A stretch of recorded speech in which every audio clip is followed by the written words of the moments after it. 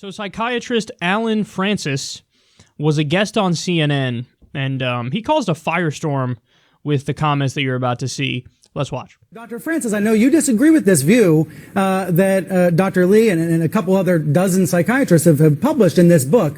You say it's dangerous to be talking this way. Why?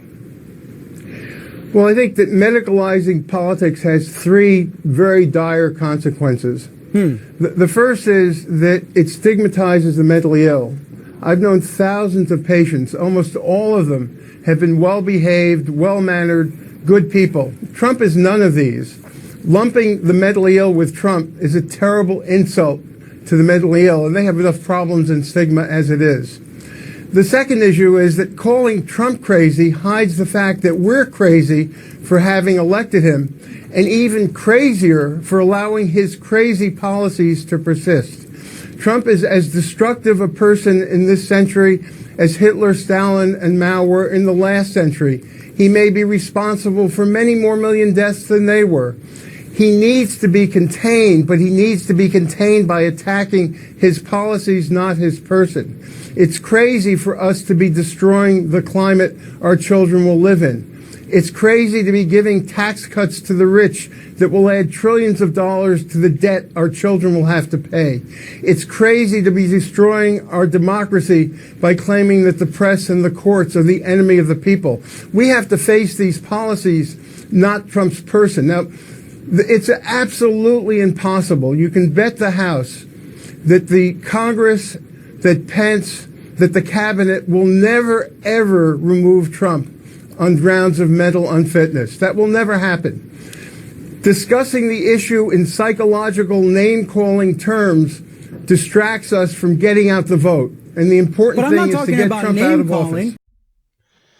Okay, so what's fascinating there is that everything he said, minus the controversial comment, was really salient and on point.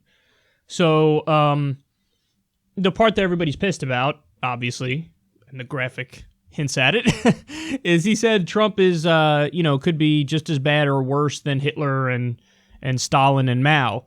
And even as one of the most vociferous Trump critics in the media, allow me to say, that's not true. That's not true. Now, I've gotten in trouble because I've called Donald Trump Terrorist Don. You want to know why I called him Terrorist Don? Because it's true.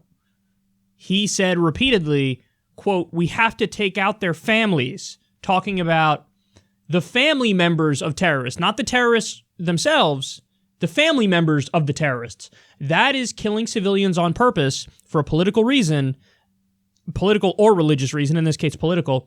That's the definition of terrorism, okay?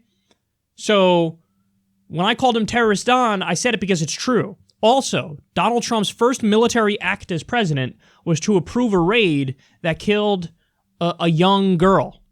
I forget how old she was. Was she 9 years old? Thereabouts? So his first military raid that he approved was a raid Obama refused to approve because he thought there's not enough evidence on this and I could kill civilians. Trump heard the same intelligence and said, I approve the raid, and a young girl was killed. So when you say, we have to take out their families, and then you do it, and you kill a little girl in your first military act as president, and you massively increase drone strikes and kill even more civilians than Obama. Obama had a 90% civilian death rate, but he kept the drone strikes lower than Trump did. So in other words, Trump goes in there, he has the same civilian death rate, but he increases the number of drone strikes. So I called him Terrorist Don because it's true, and I can defend that. I can defend that with sound arguments and empirical evidence. When you say he's worse than Stalin and Mao and Hitler, that's just not true. And, maybe he can make the argument that the way he phrased it was that by the end of his time in office, he would be that bad. I don't know if he can make that defense because the way he worded it didn't sound like that to me. But even if he made that defense, that's just not a good point. That's just not true. So there was a firestorm over that because they're like, this is just insane. Like, this is like, say anything against Trump, and they'll allow it on CNN. And it's true that Brian Stelter didn't push back against that. But the crazy thing is, everything else he said was actually really salient. He said he doesn't like it when people call Trump mentally ill because that stigmatizes the mentally ill.